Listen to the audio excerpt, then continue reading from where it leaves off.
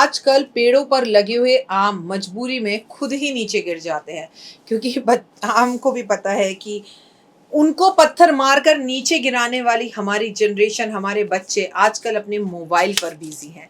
नमस्कार, सुस्वागतम, वेलकम, अभिनंदन। मैं हूं आपके साथ आपकी अपनी होस्ट एंड दोस्त डॉक्टर वायरा की। देखिए, मैं आपको एक बात क्लियर कर दूं कि अगर आप अपने बच्चों को लेकर, युवा बच्चों को लेकर परेशान हैं, वो पढ़ नहीं रहे, उन्होंने पढ़ाई करने के लिए मना कर दिया, या वो फ़ोन छोड़ देना नहीं चाहते, वो घर से भाग जाना चाहते हैं, वो आपसे झगड़ते हैं, आप पर हाथ उठाते हैं, मारते हैं, बदतमीजी करते हैं, चोरी कर रहे हैं, गलत संगत में पड़ गए और ऐसे में आप दूसरों के बच्चों को बेमतलब पे गालियाँ देते जा रहे हैं, तो रुक जाइए, थम जाइए, घबराइए मत। इस साल का राजा बुध है और बुध से जुड़ी हुई ऐसी समस्याएँ बहुत हमें सामने में दिखेंगी जो युवाओं से जुड़ी होंगी। ये बात मैंने आपको विक्रम संवत 2080 की वीडियो में पहले ही प्रेडिक्ट कर दिया था कि इस वर्ष क्या-क्या होगा। मैं आपको क्लियर कर दूँ, सड़क पर प्यार करते हुए दिखाई देंगे, एक दूसरे के लिए मरते मारते हुए दिखाई देंगे, खून होते हुए दिखाई देंगी, जैसे उस बच्ची साक्षी को उस बच्चे ने चाकू मारा। युवाओं से जुड़ी हुई ये बातें, अपने आप को जवान समझेंगे, बड़ा समझेंगे, आप बेवकूफ़ी वाली हरकतें करेंगे, माँ-बाप पर हाथ उठाते हुए दिखेंगे, लड़ाई और झगड़े करते हुए दिखेंगे, तो युवा हमें अपना वो रूप दिखाएँगे जो हम सपने में सोच भी नहीं सकते। तो युवाओं से जुड़ी हुई ये परेशानी विक्रम संवत अप्रैल 2080 तक है, उसके बाद चीज़ें अपने आप नॉर्मल होने लगेंगी। पूरे 1 साल अपने बच्चों को सँभाल के रखना है, किसी भी ऐसी घटना या अप्रिय प्रॉब्लम में वो ना फँसे, क्योंकि सेक्स, प्यार और रिलेशन के सिवा इन्हें दुनिया में कुछ नहीं दिखेगा। मतलबी हो जाएँगे, सेल्फिश हो जाएँगे, अपना सोचेंगे, परिवार का नहीं सोचेंगे, बदतमीज़ियाँ करेंगे। आप एक बार उँगली उठाओगे, ये आपके करैक्टर पर 4 बार उँगली उठाने लगेंगे। आप शर्म से, लज्जा से मर जाएँगे कि यार मेरा बच्चा मेरे बारे में ऐसे कैसे बोल सकता है। तो थम जाइए, मन पर बातों को मत लीजिए, कुछ बातों को नज़रअंदाज कीजिए और भगवान का नाम लीजिए। 2 सावन है, केतु राजा है इस साल का, विक्रम संवत के हिसाब से तो बुध है और शुक्र है, और महिलाओं से जुड़ी भी ऐसी खबरें जो आ भी रही हैं, बच्चियों से जुड़ी बहुत ज़्यादा आ रही हैं।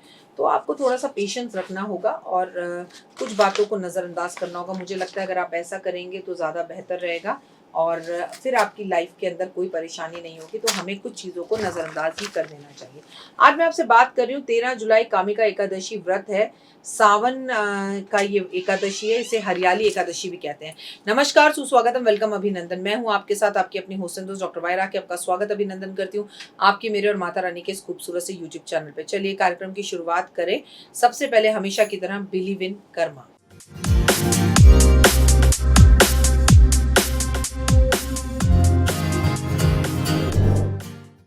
तो आज हम आपसे बात करेंगे, कृष्ण पक्ष की एकादशी है। शंख चक्र गदा धारण करने वाले हरि विष्णु भगवान की पूजा होती है।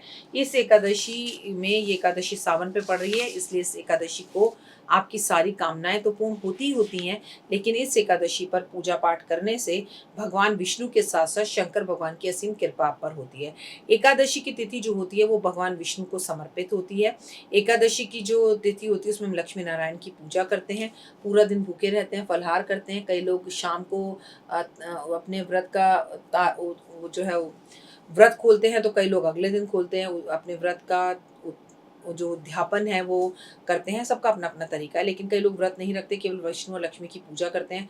एकादशी की तिथि, मेरा मानना है, अगर आप एस्ट्रोलॉजर हैं, मेरा मानना है अगर आप ज्योतिष हैं, मेरा मानना है आप बिल्कुल स्वस्थ हैं और ठीक हैं, तो कोई व्रत रखें ना रखें, आपको एकादशी का व्रत ज़रूर रखना चाहिए, क्योंकि दिन दुगनी रात चौगनी ये व्रत देता है और लक्ष्मी विष्णु की कृपा होती है। सभी कामनाओं को पूर्ण करने वाला ये कामना एकादशी का व्रत है। सुबह जल्दी उठेंगे, विष्णु लक्ष्मी की पूजा करेंगे, एक लकड़ी का पट्टा लेंगे, उसपे पीले रंग का कपड़ा बिछा के विष्णु लक्ष्मी जी की मूर्ति या तस्वीर उस पे रखेंगे। गुलाब, चंदन, फूल और पीले फूल और धूप, दीप, अगरबत्ती, मिठाई, पंचमेवा, 5 तरह के फल भगवान पर अर्पण करेंगे। पीली सरसों उन पर अर्पण ज़रूर करेंगे इस दिन आप, इससे आपको काफ़ी फ़ायदा होगा। आज आप भगवान के ऊपर तुलसी का दल अर्पण ज़रूर करेंगे, आज भगवान को पीले फूल अर्पण करेंगे, भगवान को आज आम रस अर्पण ज़रूर करेंगे, भगवान को आम के रस से नहलाएँगे, भगवान का आम के रस से अभिषेक करेंगे, उन्हें भोग लगाएँगे। आज भगवान के सामने बैठ के विष्णु सहस्त्रनाम का पाठ करेंगे, लक्ष्मी सहस्त्रनाम का पाठ करेंगे। आज भगवान के सामने बैठकर आप लक्ष्मी चालीसा, विष्णु चालीसा ज़रूर पढ़ेंगे। आप पूरा दिन फल खाएँगे, शाम को एक टाइम पे साबूदाना या सामक के चावल खा सकते हैं, गरीबों में भोजन बाँटेंगे, गुड़ गाय को ज़रूर खिलाएँगे। विष्णु सहस्त्रनाम का पाठ करना या सुनना भी लाभदायक है। पेड़-पौधों की सेवा करना, पेड़-पौधों में जल देना, पेड़-पौधे लगाना, केले के पेड़ की पूजा करना, श्री हरि का को केसर का भोग लगाना, केसर का तिलक लगाना या हलवा बनाकर केसर का केसर उसमें डाल के भगवान को भोग लगाना, मीठे फल भगवान को भोग लगाना, केले के पेड़ पर मीठा जल, खासकर शहद का जल अर्पण करना, पीपल के पेड़ पर शाम के टाइम पर आप दीपक जलाएं, इससे बहुत फायदा होगा। तुलसी की माला गले में धारण करना, तुलसी की माला पर ओम नमो भगवते वासुदेवा का जाप करना। आपको आज क्या करना है, पीले रंग की एक डायरी लेनी है और लाल रंग के पेन से अपनी इच्छाएं प्रेजेंट टेंस में उसमें लिखनी है। और अगर आप ये पहले से कर रहे हैं तो थोड़ा सा समय निकाल कर आज ज़रूर करें। अगर आप मेरे परिवार में अभी नए नए जुड़े हैं और पहली बार जुड़े हैं तो ये उपाय आप कर सकते हैं।